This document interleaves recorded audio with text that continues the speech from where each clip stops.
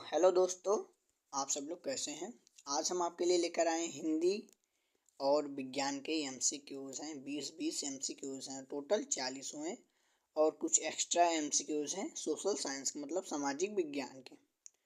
All chapter से लिए गए हैं, सभी चैप्टर से एक दो एमसीक्यूज़ लिए गए हैं। तो चलिए हम देखते हैं।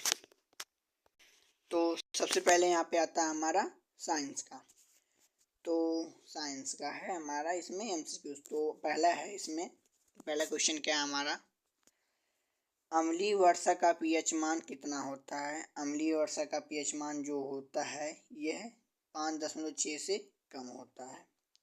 5.6 से कम होता है। Option number C is the correct option. फिर अगला इसी प्रकार से है। अगला प्रश्न है, मनुष्य के लार में कौन सा एंजाइम होता है।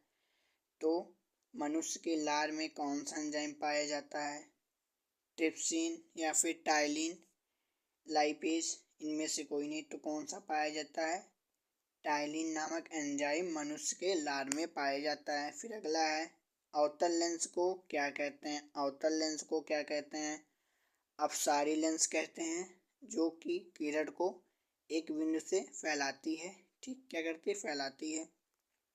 फिर अगला है हमारा, मोटर गाड़ी के चालक के सामने कौन सा दर्पण लगा होता है। तो मोटर गाड़ी के चालक के सामने कौन सा दर्पण लगा होता है, उत्तल दर्पण लगा होता है या फिर अवतल दर्पण लगा होता है। तो कौन सा दर्पण लगा होता है, कौन सा, उत्तल दर्पण लगा होता है। ठीक। फिर अगला है हमारा, किसी दर्पण की फोकस दूरी धनात्मक होती है। तो मतलब किस दर्पण की, किस दर्पण की फोकस दूरी धनात्मक होती है। तो उत्तल दर्पण की फोकस दूरी क्या होती है, धनात्मक होती है।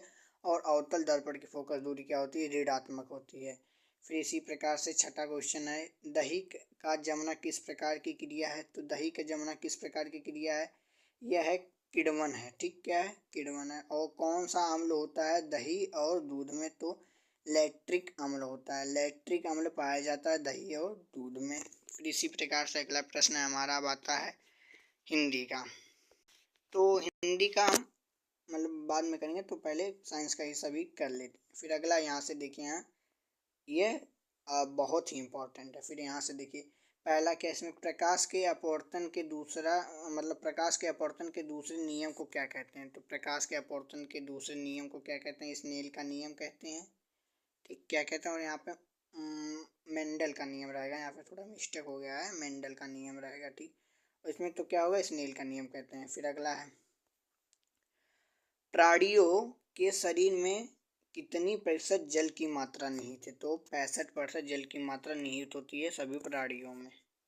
फिर इसी प्रकार से अगला प्रश्न है हमारा है, निम्न में से कौन सा लेंस का आवर्धन होता है।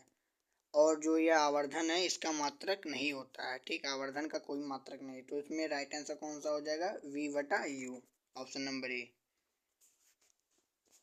फिर अगला प्रश्न है, किसी माध्यम के अपवर्तनांक म्यू का मान। तो किसी माध्यम अपवर्तनांक म्यू का मान होता है sin I/sin R, option number B is the correct option. फिर अगला है, निम्न में से कौन सा प्रबल अम्ल है। तो निम्न में से कौन सा प्रबल अम्ल है, H2SO4, HCl, NaOH3, ये तीनों क्या है, प्रबल अम्ल है। मतलब option number C is the correct option. फिर अगला, अम्लीय विलयन का पीएच मान कितना होता है। अम्लीय विलयन का पीएच मान जो होता है यह 7 से कम होता है। Option number A correct option.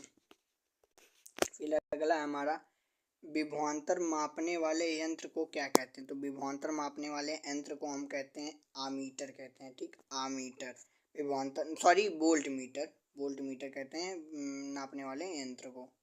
ठीक, option number C the correct option. मानव नेत्र में कौन सा लेंस पाया जाता है। तो मानव नेत्र में उत्तल लेंस पाया जाता है, उत्तल लेंस पाया जाता है। रुधिर, अगला है, रुधिर का कौन सा अवयव रक्त स्रोत को रोकता है, मतलब रक्त के बहने को रोकता है। तो कौन सा अवयव जो है ये रोकता है, कौन सा रोकता है, ये आप कमेंट में बताएं।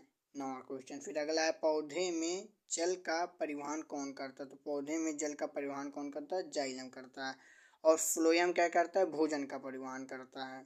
फिर अगला इसी प्रकार से हमारा, सौर सेल बनाने के लिए किसका उपयोग किया जाता है? तो सौर सेल बनाने के लिए किसका उपयोग किया जाता है? सिलिकॉन का उपयोग किया जाता है। Option number D is the correct option. फिर अगला है मुख्य प्रदूषण कौन सा है? तो CO2 जो है, कार्बन डाइऑक्साइड, ये मुख्य प्रदूषण है। फिर इसी प्रकार से अगला प्रश्न है रक्त लाल किसके कारण से होता है? तो रक्त लाल जो होता है ये हीमोग्लोबिन के कारण से लाल होता है। और आप कमेंट बताइए WBC और RBC का फुल फॉर्म क्या होता है।